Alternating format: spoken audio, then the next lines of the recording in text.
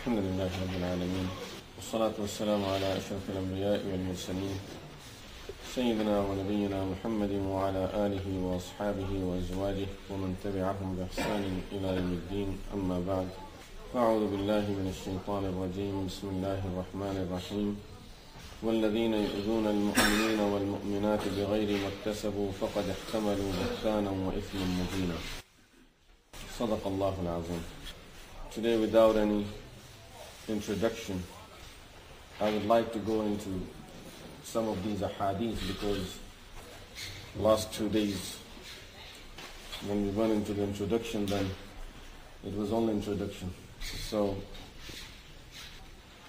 without inshallah any of those topics, let's look at some of the ahadith that will give us some understanding of what we were talking about, and especially about the topic that I pointed out yesterday, our dealings with each other and dealing with other people, whether they are relatives, friends, or they are people who are far from us, people that we never see, people that don't like us or we don't like them, dealing with all kinds of people. There are some hadiths that will give us some general rulings about it.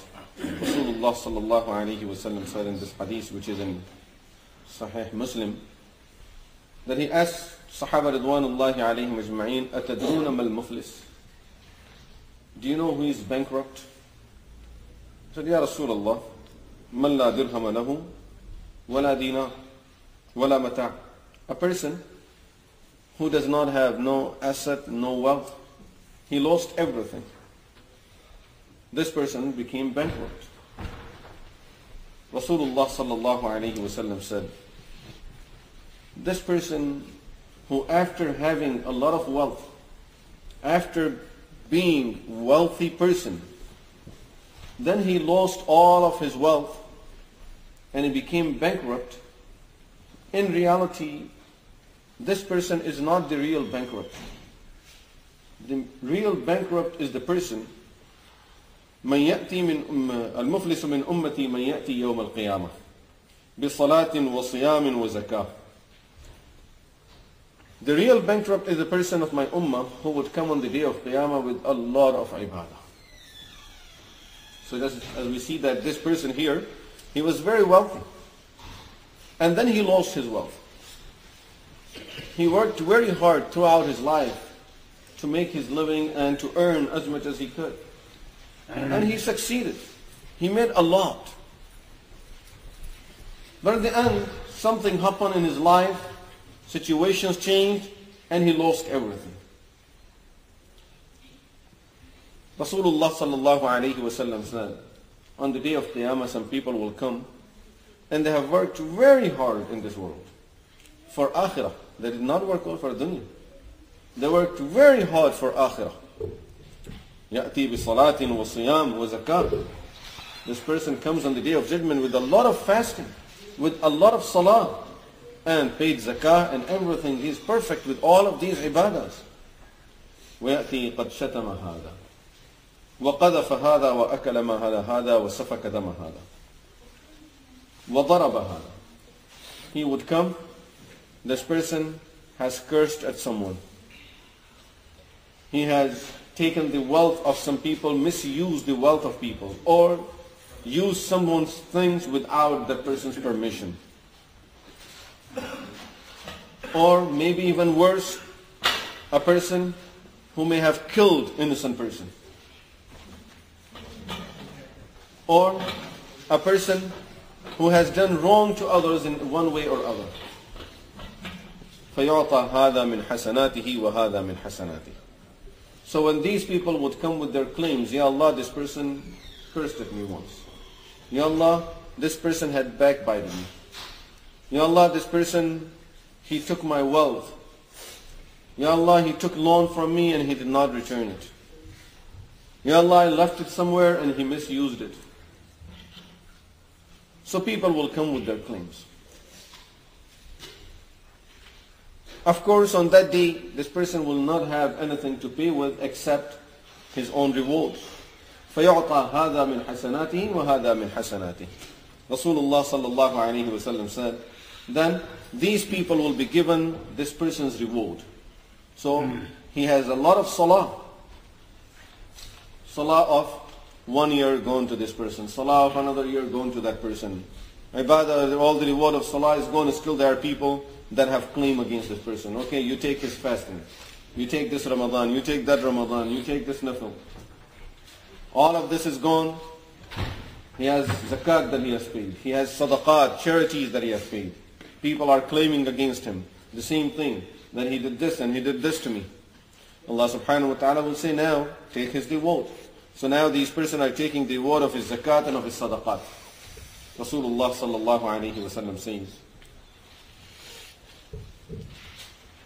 this person at the end will be out of reward. He is bankrupt. All of his salah, all of his fasting, all of his zakat, everything is gone. Just imagine what could be the situation of the person. Now we are not talking about a person who is, in our eyes, generally speaking, is not a good person. We are talking about a person who is having mountains of reward through his ibadah. He did a lot of work in this world. A lot of charity, a lot of salah, a lot of ibadah. And he was very active in all these Islamic activities. He is very hardworking. He sacrificed a lot of his rest. He gets up during the night time. He gives up his work and he goes for salah. He may have lost his job or anything because of that. But, حقوق العباد. That's the point. When it came to the rights of people, he never cared about it. In masjid, this person is backbiting. He is standing in the saf with all the believers in that line, shoulder to shoulder. His heart is full of grudge and hatred against them. He sees the face of a Muslim and he gets upset. Jealousy and hatred. Rasulullah sallallahu alayhi wa sallam says, at the end, as this person now became bankrupt, and still there are people who have claims against him, and he has no reward whatsoever. All of that reward is gone. This is a good man. All of his reward is gone. His salah is totally gone. His fasting, Ramadans, ibadah, atikaf, whatever he's doing, everything is gone. His zakat, charity, all the good deeds, everything is gone. All activities, Islamic work, all of this, everything is gone. No more reward. That's it. Totally bankrupt.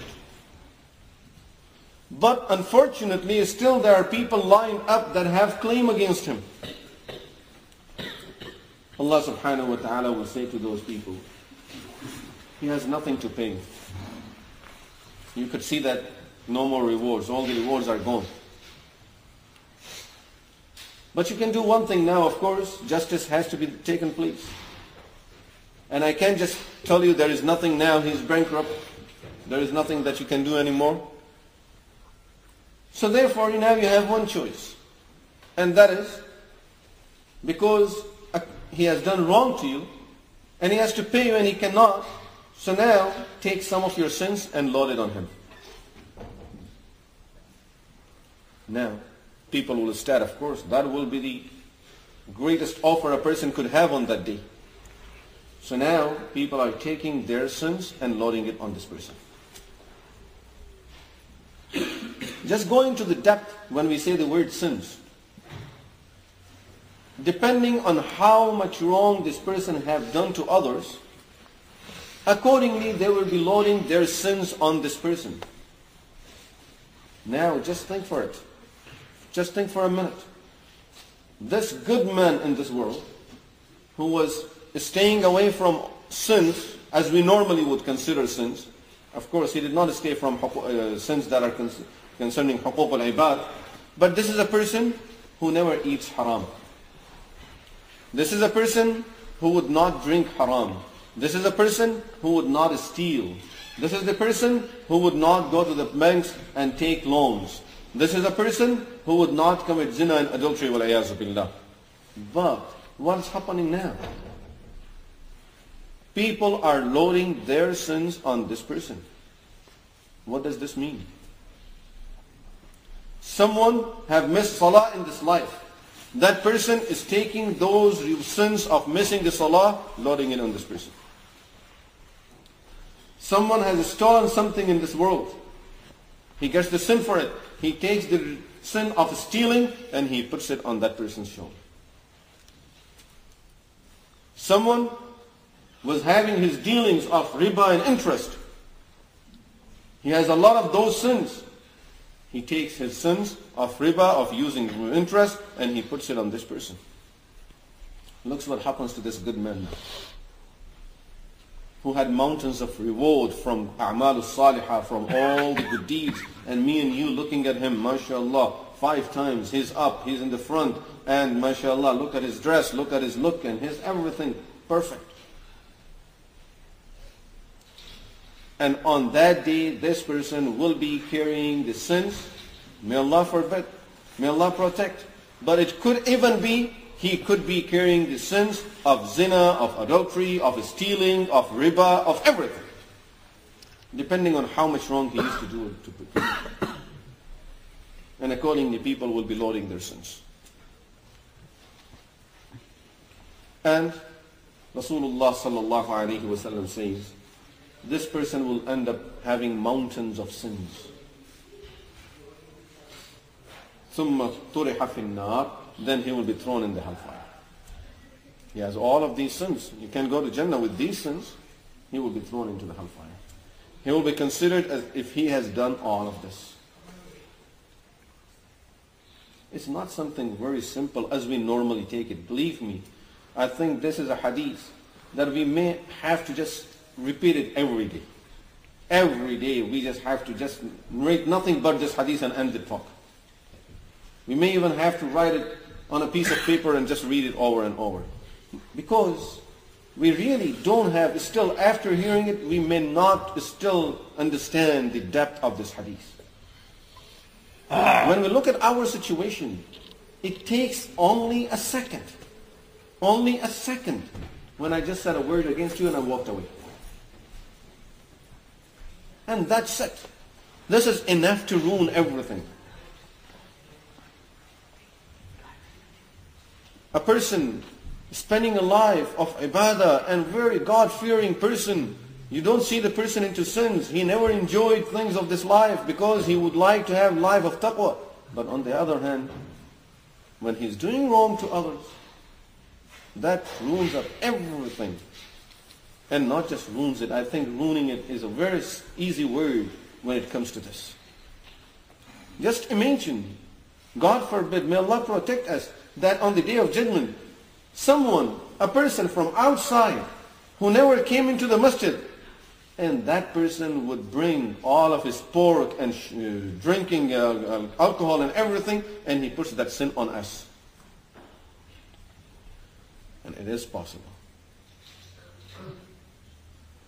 And when we talk against those people normally who are into other lifestyle, we don't even consider it anything that has any ruling about it for it in the Sharia. That it's open. Say whatever you want. Once, in the presence of one of the scholars, I don't remember who he was, someone said something against Hajjaj ibn Yusuf. And I'm sure everyone knows Hajjaj ibn Yusuf, heard about him, the most tyrant ruler in the history of Islam.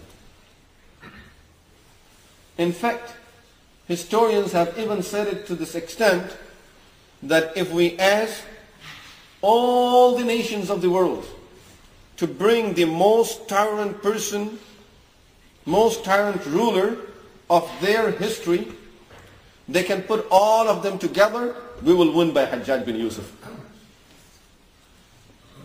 He is enough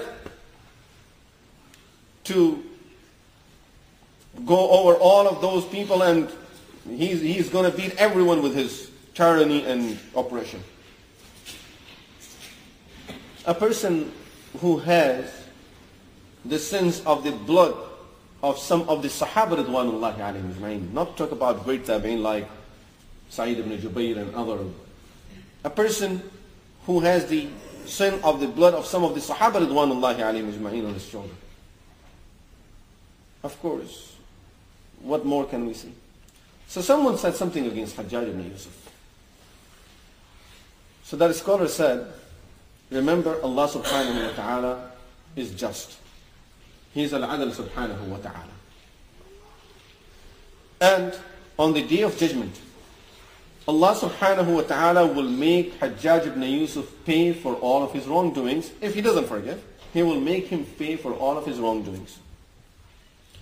And if you say something against Hajjaj bin Yusuf that is wrong, that's something that he has not done, then you will pay Hajjaj bin Yusuf for that too.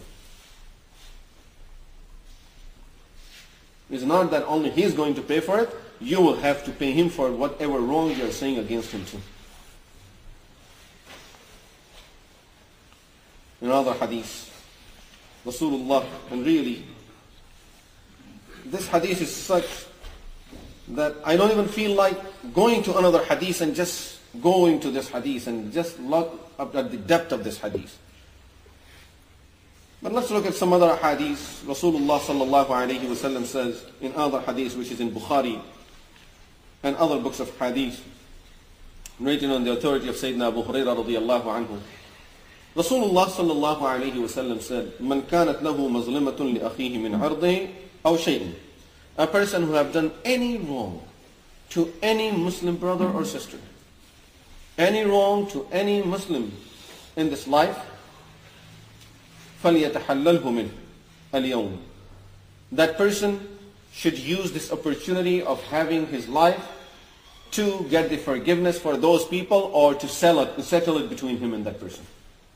Whichever way, you have to pay him for it. However, settle it in this world before that day would come when a person will not have any other method of settling it.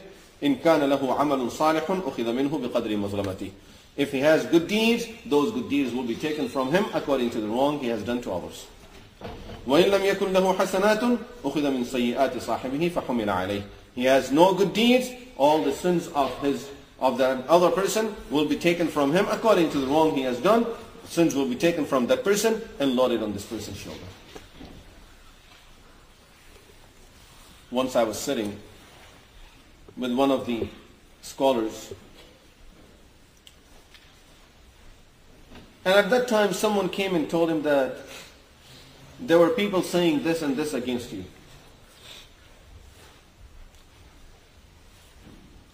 And when the person started reading things, it was so upsetting, I was boiling. How could a person say anything like this? And about people like him. So after hearing all of this, he smiled. And he said, we don't hope for this, we don't look forward for it. But this is the guaranteed reward for us. Our salah, zakah, other things, we don't even know if they are getting accepted. But this is guaranteed reward for us. But at the same time, he said, we don't hope that people do this because, in other words, then we are looking for people to lose. That when people backbite us, then they are losing really. They are not winning. They are not earning. They are losing. So we don't look forward for people to do it, but if they do it, that doesn't upset me. Just like when someone said to Al-Hasan al-Basri rahmatullahi alayhi, that I heard you backbited me. And his response was amazing. These people had these things in their mind. These hadiths, the message of the hadith was deep in their mind. He says, brother, I don't love you that much. The person says, I know you don't. This is why I said you backbited me. He says, no. If I was to backbite anyone, I would backbite my own parents. Because I don't think anyone deserves all of my hard work and my reward more than my own parents. And by backbiting, really you are giving the person your own reward. Why would I give it to you? If I would like to share all of this with someone, I'll share it with my parents, I'll backbite them first. Then I'll backbite someone else. Someone used to keep on talking against him. And he would keep on sending him some gifts. Sometimes sending him some dates, atar. He will keep on sending him gifts. After some time he heard that that person stopped talking against him. And he stopped sending him the gifts. So one day that person came to him and says, Sheikh, you used to send us some gifts occasionally. Now we are missing it. He said, you used to send me your gifts, and so I was sending you some other gift. When you stopped sending me, I stopped sending you too.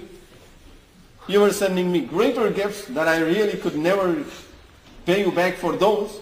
You were sending me your rewards. MashaAllah, you do 2 rak'ah salah, and this is for Hasan al-Basri. You fast, this is for Hasan al-Basri. MashaAllah, what could be better than this? And I was just giving you some worldly things that have no value comparing to what you were sending me. This is a riyah. Rasulullah sallallahu alayhi wa sallam said in other hadith, which is in Sunan al-Tabrani and al-Jami' al-Saghir by Imam Suyuti rahmatullahi alayhi, أرب الربا استطالة الرجل في عرض أخيه. Rasulullah sallallahu alayhi wa sallam is telling us that there are stages of riba, of interest. Looking at another hadith, we can see that there are many different levels of riba. In one of the hadiths, Rasulullah sallallahu alayhi wa sallam said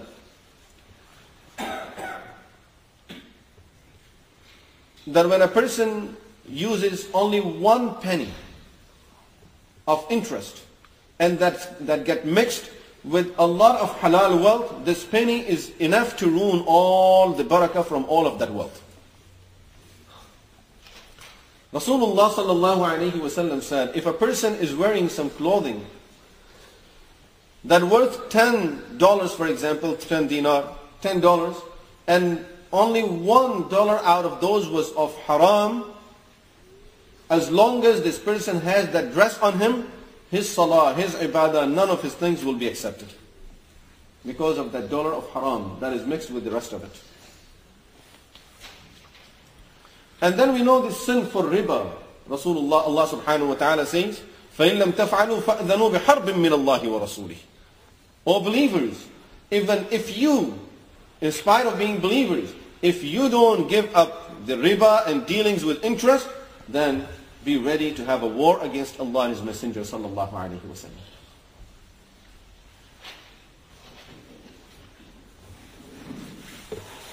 Rasulullah sallallahu alayhi wa sallam in other hadith to tell us what type of sin this riba is. Normally if a person would compare, when we compare it, we may come to a wrong conclusion because we are looking from our angle, from our understanding. But Rasulullah sallallahu alayhi wa sallam said in the hadith, الربا أشد من 36 زنية. Taking and dealing with riba, with interest, is worse than committing 36 times zina.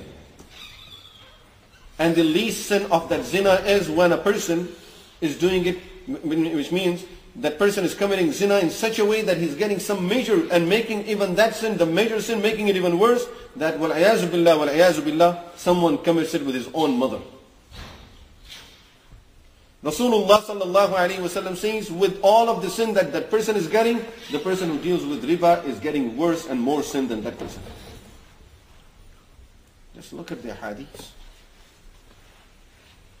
And then Rasulullah sallallahu alayhi wa sallam in this hadith says, look, we need to keep all of this in mind, that what type of sin that riba is.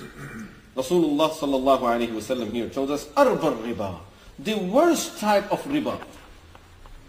The worst type of riba a person can deal with in his life is استطالة الرجل في عرض أخيه. When a person attacks the honor of other people. When the person is talking against other people. That's the worst riba.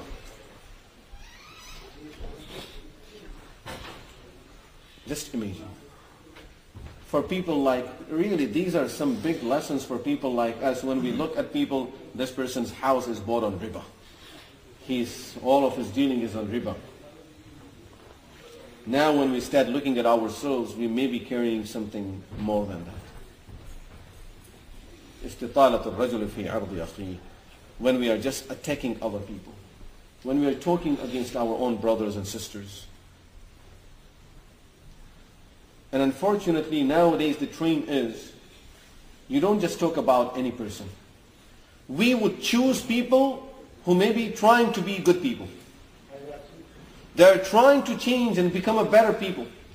Those are the people that will choose to talk against them. A person in the club, that's fine, leave him alone. He is okay. A person out in the streets, never attends the masjid, he is fine. But he came to the masjid occasionally, now we will start pointing fingers at him. And a lot of time we hear people saying, look, he comes to the masjid and he does this. At least he comes to the masjid. Someday this thing will stop him, inshallah. Who knows, he will get better, at least he comes here. What do you expect? You want him to just stop coming to the masjid? There are so many other people that don't come to masjid. Why don't you then point your fingers at them? No, they're okay. People who never do the salah, we don't say nothing. Oh, look at him. He does this and he performed hajj. So what are you trying to say? He shouldn't perform hajj? Tell other Muslims not to do it? Because they may do something like this in future? No, these are good things. Let the person be as good as possibly he could. Hopefully these things will stop him. Sahaba Ridwanullahi alayhim ajma'een informed Rasulullah sallallahu alayhi wa sallam, Ya Rasulullah, there is a person who just became Muslim. And he joins us in the salah, he comes for the jama'ah also. But Ya Rasulullah, we know that he is in the habit of stealing. Rasulullah sallallahu alayhi wa sallam never went into, okay, let's bring some witnesses, cut his hand, teach him some good lesson, or bring the people, let us now talk to him in the public. No. He said to Sahaba Ridwanullahi alayhim ajma'een that the salah that he's performing, inshallah, will stop him from these things. Very important saying of Mawlana Ilyas rahmatullahi alayhi. When he used to say that normally we are in the habit of talking about against people, like people's bad things. He said by talking about bad things, then you are only spreading more evil in the community. Start talking about good things. Tell people that, mashallah, this brother, he performs salah, mashallah. This brother, don't say that he doesn't come for 4 prayers. Say he comes for fajr every day. He comes for 1 salah. So mention that good thing about him. Hopefully when he hear it, someone would tell him, mashallah, everyone is talking so good about you that you come for 1 prayer, you come for fajr every day. Hopefully that will give him the encouragement to come for another prayer now. But everyone in the masjid was saying, he comes only for fajr, then he never cares about salah. Okay, I won't even come for fajr. Arba riba. Rasulullah sallallahu alayhi wa sallam says, this is the worst type of riba. This is the worst type of usury. This is the worst type of interest. When a person is talking against others. In another hadith, Rasulullah sallallahu alayhi wa sallam said, Inna min akbaril kaba'ir. Look at the word akbaril kaba'ir. There are sins that we say kaba'ir. They are major sins. And as soon as we find out that this thing is considered to be a major sin, right away we will see ourselves staying away from it. But here Rasulullah sallallahu alayhi wa sallam is using the word akbaril kaba'ir. It's one of the major sin and worse than the normal major sins. There are major sins and this is akbarul kaba'ir. This is worse than those major sins. Yes? استطالة المرء في عرض أخيه في عرض رجل مسلم is when a person talks against another Muslim brother.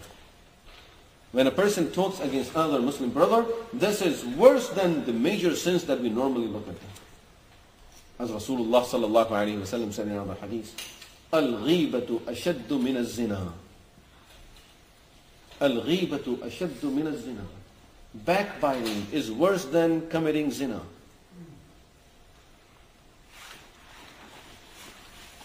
We stayed away from this, but just think how much of that sin we are carrying. of something that is worse than zina, according to Allah and His Messenger sallallahu alaihi wasallam. This is why I had to give that introduction for some days, so that we understand that we have, one is our understanding of things, one is how we look at things, and the other is how Allah and His Messenger sallallahu alaihi wasallam look at them. Normally our understanding of these things is only from our point of view. No, this thing is bad. Things that we stay away from, normally to us they are very bad. And things that we get into and we do them, regardless of all of those hadiths, still there is a valid reason for me to do it. And this is nothing different than a person who is used to drinking alcohol, and when you present some pork to this person, he says, no, I won't eat pork. What do you expect? You want me to eat this? This is khanzir, this is pork, this is haram. So how about that alcohol that you drink?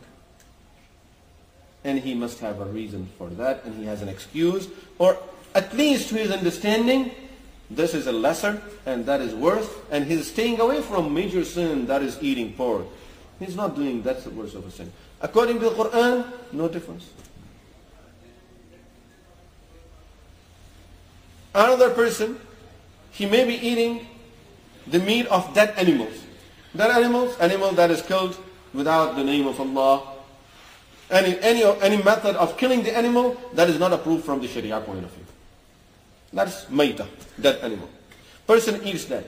You present alcohol, you present pork to this person, he won't eat it, but he's eating this meat.